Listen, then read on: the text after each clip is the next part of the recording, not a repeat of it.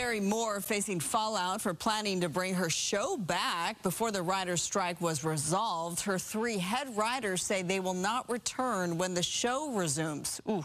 So joining us now with more on that and other Hollywood labor news is entertainment attorney Jonathan Handel. Always good to see you. Good to see you. Let's start with the issues that are facing Drew Barrymore right now. So she's out her three head writers. She wants to bring her show back as soon as October the 16th. Is she going to be able to do this? Well, they're interviewing replacement writers right now, but her three co-head writers said, Drew Barrymore, no more. They just are not having it. You know, this is the only situation that we know of so far where this sort of thing has happened, where people are literally walking away from their jobs and saying, we're not going back. And that, you know, as you recall, of course, it was a very bitter situation. Drew was, you know, I'm respecting the writers, then I'm bringing my show back, then I'm not bringing my show back, and the video, and takes the video down. And, you know, it just was a series of unforced errors that really led to a feeling of disrespect and sent her writers out on the picket line outside her show. Speaking of the picket lines, we still have those actors out there.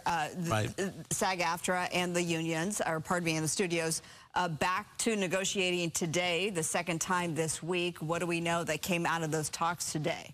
Well, we don't know, but what came out, you know, there's a media blackout and we haven't heard much, but it was a busy day for Duncan Crabtree Ireland, the National Executive Director of SAG-AFTRA, because in addition to participating in the negotiations, he and a man named John August from the Writers Guild testified before the FTC, the Federal Trade Commission, the same day, today, in a hearing about AI and whether the federal government and the Federal Trade Commission should adopt rules that would restrict the use of AI. The basic message was, look, the companies, if someone violates their copyright or their IP rights, the companies come down like a ton of bricks. And why shouldn't individuals have the same protections that companies do? So the main sticking point remains to be AI, also streaming and residuals?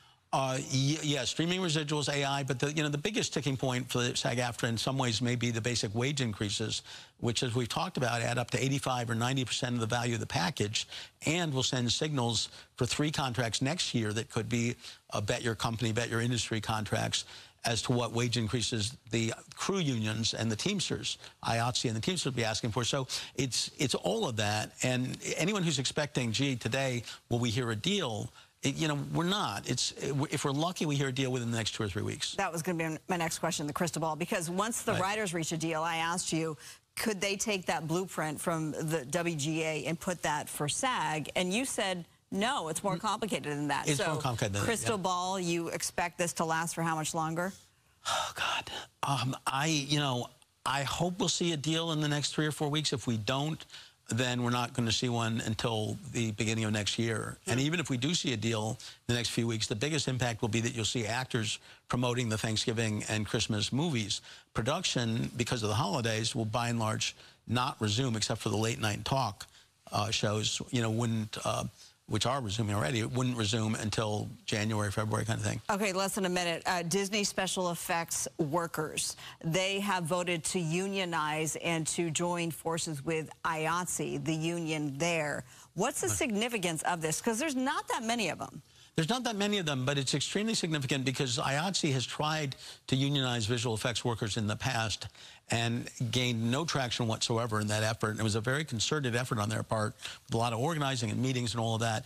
And now labor's in this labor moment. You know, we all know about the various strikes, the UAW, the Kaiser workers may go out, the dual strikes in Hollywood. They are out, I guess, that's right.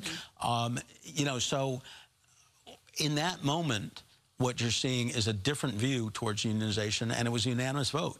And I would expect to see IATSE, you know, continue in that vein with other groups of visual effects workers. They're riding that wave of hot labor summer. They are. Okay, Jonathan Handel, thank you, and we should let our viewers know that we didn't coordinate the peach and the pumpkin today. Thanks. True enough.